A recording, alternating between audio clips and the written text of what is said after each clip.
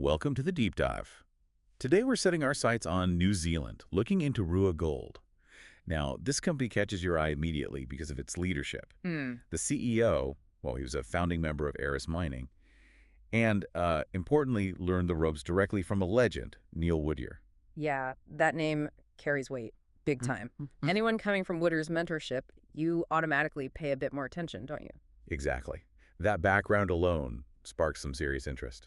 But there's definitely more to the RUA Gold story than just that connection. Right. So our mission today is really to, unpack their projects, get a sense of their goals, navigate the regulatory side of things in New Zealand. Which can be tricky. Definitely. And also get a clear picture of their financials, the share structure, and, well, what might be coming down the pipeline. Think of this as your shortcut to getting up to speed on RUA Gold. Okay. Sounds good. And that Whittier link, it sort of sets a certain expectation, doesn't it? Like maybe a focus on, I don't know, disciplined execution, building real value, not just flashy exploration. Yeah. That's a really good point. Something to keep in mind as we go.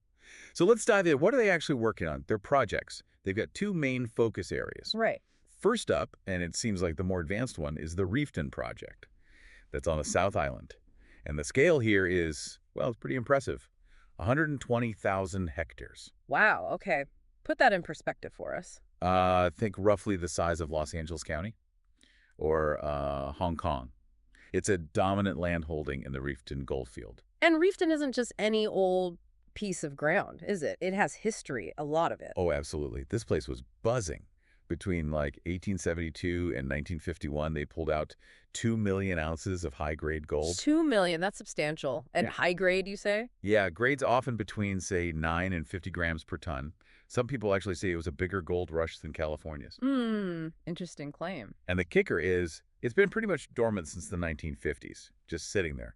And RUA Gold now controls 7 out of the 8 historic mines in that district. Okay, so they've really consolidated the area like a time capsule, potentially. How do they manage to lock up so much of it? Well, it was a strategic process. First, they did a reverse takeover of Reefton Goldfields, Inc. Right. That was back in February 2024. Okay, so they use an existing listed shell to go public. Right. And then a really key move came in November 2024.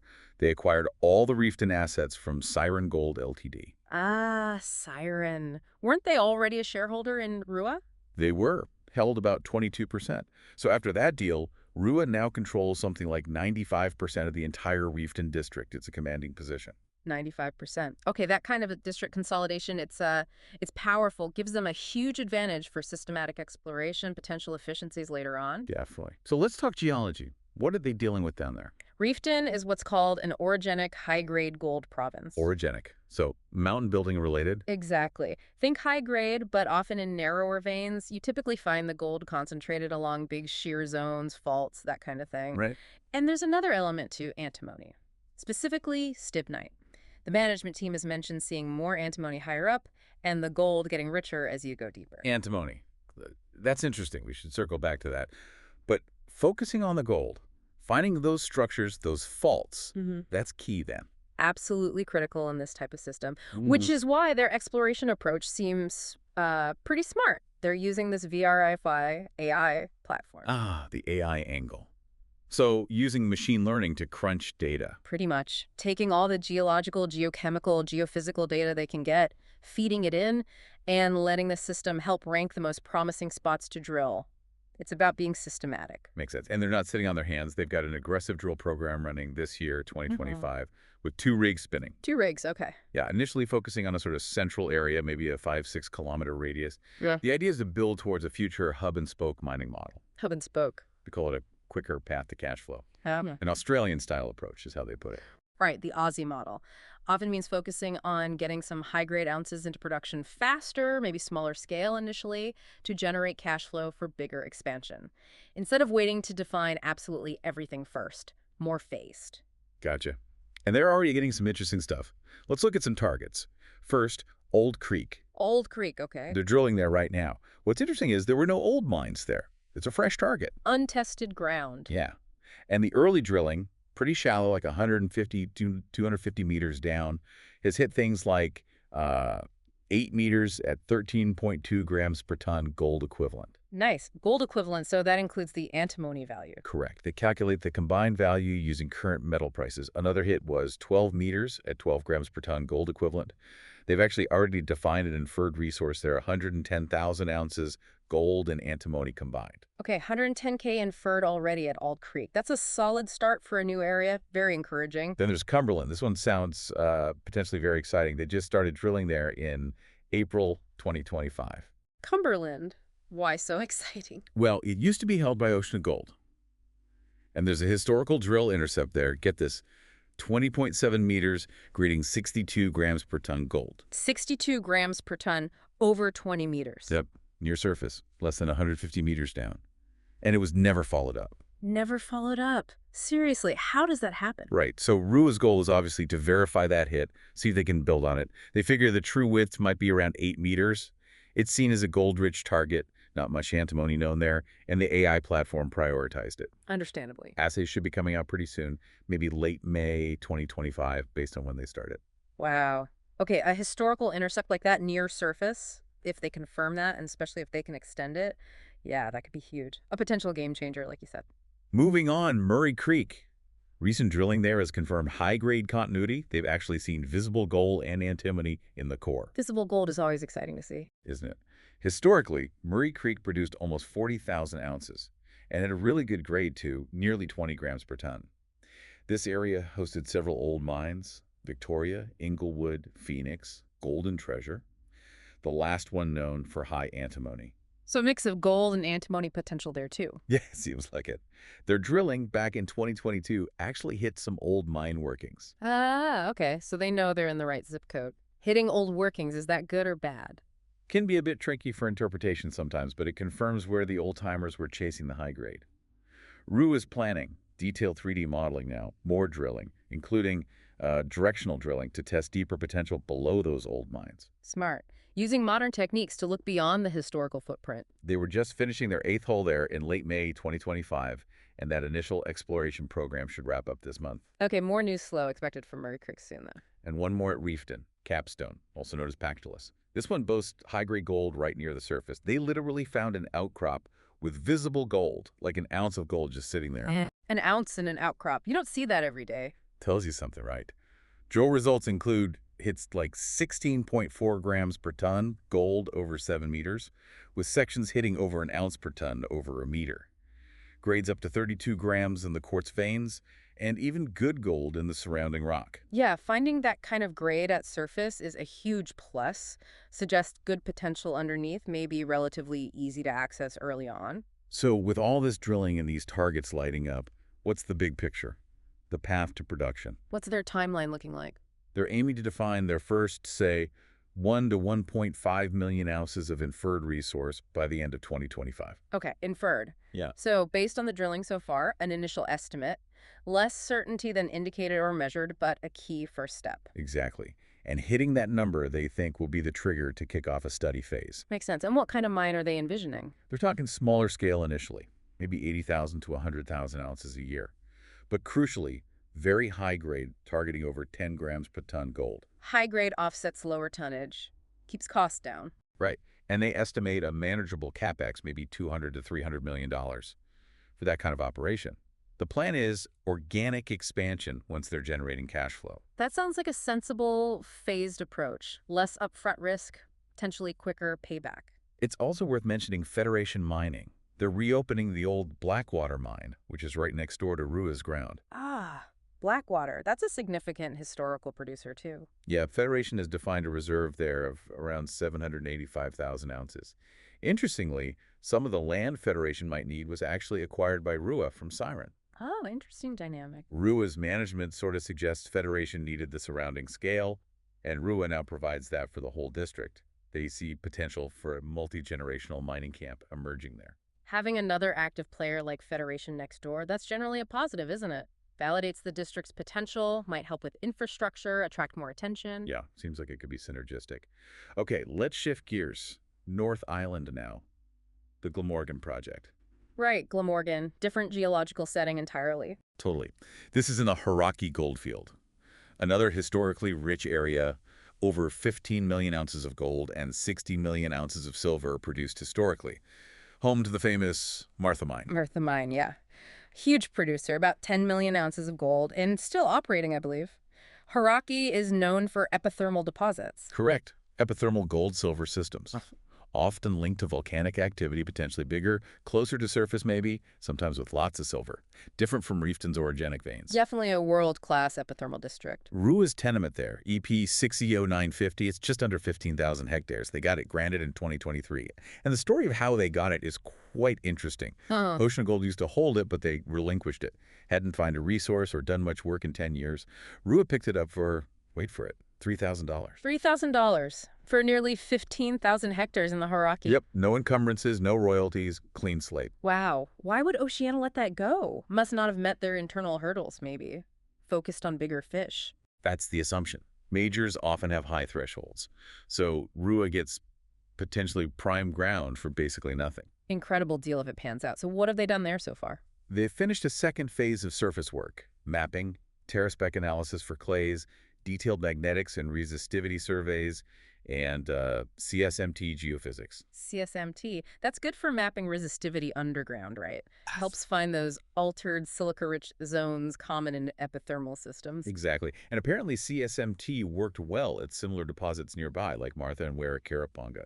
So good confidence in the technique here. Okay, and what did that surface work turn up? Some really encouraging signs. 4 big alteration cells showing those classic epithermal textures near surface, and 4 large gold arsenic soil anomalies, each one stretching over 4 kilometers long. 4 kilometers? That's extensive. Suggests scale. Yeah. Rock chips have gone up to 43 grams per ton gold, and the CMT data shows these resistive structures deeper down, potential targets for drilling. Okay, alteration, big soil anomalies, high-grade rocks, geophysical targets. Sounds like all the right ingredients for a significant epithermal system could be there. It does. And adding to the intrigue, Glamorgan is right next door to Oceana Gold's Wara-Karaponga project, WKP. Ah, WPP. That's Oceana's big development project, isn't it? Their major pipeline asset. That's the one. And here's a connection. RUA Gold's chief operating officer was actually part of the original discovery team at WKP. No kidding. So someone on their team knows that specific geological setting intimately. That's a massive advantage. You'd think so. RUA actually thinks Glamorgan could potentially be even bigger than Reefton, but they're playing it cool for now. Sort of a wait and see on drilling, not spending big bucks there just yet. Why the caution if it looks so good? They're watching Ocean Gold very closely. Oceana is using a new 6-month fast-track permitting process for WKP. The decision on that is expected around August 2025. Ah, so they want to see how that fast-track process plays out for Oceana first. Learn from it. Yeah. Exactly. RUA plans to start drilling Glamorgan in the second half of this year, 2025, and then potentially use that same fast-track process themselves in 2026 if it proves effective. Strategic patience. Makes sense. Avoids potential pitfalls. They did submit an access agreement application for drill permits at the end of May 2025, so the wheels are turning. And a news release detailing the specific drill targets was expected pretty soon after a late May interview they did. Okay, so while they're waiting on the permitting angle, they're still lining up the targets. Glamorgan sounds like one to watch closely, especially with that WKP connection and potential scale. Definitely. Now let's circle back to something we mentioned earlier, antimony. Right, the critical mineral angle at Reefton. Old Creek, Murray Creek. Yeah. While gold is the main prize, this antimony is looking like a really significant bonus. Why is it suddenly such a hot commodity? Well, it's officially listed as a critical mineral, not just by New Zealand, but the US, Canada, Australia, Europe, pretty much everywhere that matters. Critical meaning essential for the economy or national security, and vulnerable to supply disruption, right? Precisely. It's actually considered one of the scarcest critical minerals globally. And it's used in some really important stuff. Flame retardants, especially in batteries and solar panels, I hear. Also, hardening lead for munitions. Yeah, key industrial and strategic uses. The U.S. military considers its supply absolutely vital. And the supply situation is, well, it's dominated by China, isn't it? Overwhelmingly. China controls something like 90% of the global supply, and when they put export restrictions on antimony products back in September 2023, the price went nuts. Absolutely ballistic. Shot up from around $10,000 a ton to, at peaks, maybe $60,000 a ton. Wow. So having a potential non-Chinese source, like in New Zealand, that's strategically valuable. Hugely valuable. Not just the price, but the security of supply aspect. It could potentially help RUA Gold with permitting, too, given New Zealand's own focus on critical minerals now. Management certainly thinks so. They believe it adds strategic clout. And they've even thrown out the idea that at current antimony prices, it could potentially bring their all-in sustaining costs for gold down to near zero at the steady stage. Near zero AISC, that would be Mhm. incredible. Effectively getting the gold for free because of the antimony credits. That fundamentally changes the project economics. It really could. And the fact the NZ government is supportive of finding more antimony helps too. Definitely. A very compelling secondary story alongside the gold. Okay, let's switch gears again. Finances and share structure. Always important for an explorer. Crucial. Where's the money coming from? Where's it going? Well, they're pre-revenue, Mm. obviously, so totally dependent on external funding right now. They've done some recent financings to keep the drills turning. Standard for this stage? Right. What were the key events? We mentioned the reverse takeover of Reefton Goldfields in Feb 2024 that involved shares, warrants, cash, even a loan waiver. Great. Then the big acquisition of Siren's Reefton assets in November 2024, paid for with shares, a promissory note, cash, plus transaction costs. Okay. And they also did a share consolidation, a 6-for-1 rollback in December 2024. Consolidation, sometimes done to lift the share price, make it look more appealing to certain funds or meet listing requirements, reduces the share count, increases the price per share, but market cap stays the same initially. Right, so looking at the structure now, based on recent info around May 2025, Yeah. roughly 53.7 million common shares out, plus about 3.8 million options, 3.1 million warrants. Okay, so fully diluted, around 60.6 million shares, give or take recent changes. That's the ballpark. Market Yeah. cap was sitting around $40 to $50 million towards late 2024, early 2025. So still relatively modest given the district scale potential. Investors need to watch that fully diluted number though, right? Absolutely. Shows the potential future dilution if those options and warrants get exercised, especially if the share price runs up. Important context. And who owns the shares? It's an interesting mix. Management and insiders hold a hefty chunk, 22% as of April 2025. 22%. Yeah. That's significant insider ownership. Shows alignment. What's their cost base like? Reported around $C$75 on average, so they're invested. You've also got institutions, Ixios, Libra, Zechner are mentioned, and some well-known high net worth names involved, like Eric Sprott and Peter Marone. Plus, Siren still holds shares from that asset sale. Okay, so good insider skin in the game, some institutional backing, respected mining investors involved. That's generally seen as a positive sign. Lends credibility. Management definitely emphasizes this alignment. They say they're very aligned to the shareholders. They point to insiders participating heavily in financings, like over 20% of a $5.75 million raise in February 2025. Putting their money where their mouth is. Yeah, and the chairman and CEO have apparently been buying shares on the open market, even above the financing price. Plus, they make a point of saying recent financings were done without warrants and without big market discounts. Okay, those are strong signals. Buying on market, participating in raises, cleaner financing terms. It suggests management has strong conviction in the company's value and future prospects. Sends a good message. It seems that way. All right, finally, let's touch on the regulatory environment in New Zealand. Always important. How easy or hard is it to get things done there? Well, as we discussed, listing antimony as a critical mineral back in January 2025 is a positive signal. Government support. Right, that could potentially mean smoother permitting, maybe access to funding down the line for critical mineral projects. And they're keenly watching that 6-month fast-track permitting process Oceana Gold is using for WKP. If that works well, it could be a template for RUA, especially for Glamorgan. Yeah, that WKP decision in August will be key not just for Oceana, but as an indicator for others like RUA. They have submitted that access agreement application for Glamorgan drilling, so that's progressing. And they do have a corporate governance section on their website, policies on anti-bribery environment, CSR, committee charters, the usual stuff. Good governance framework shows they're ticking those boxes, which institutions like to see.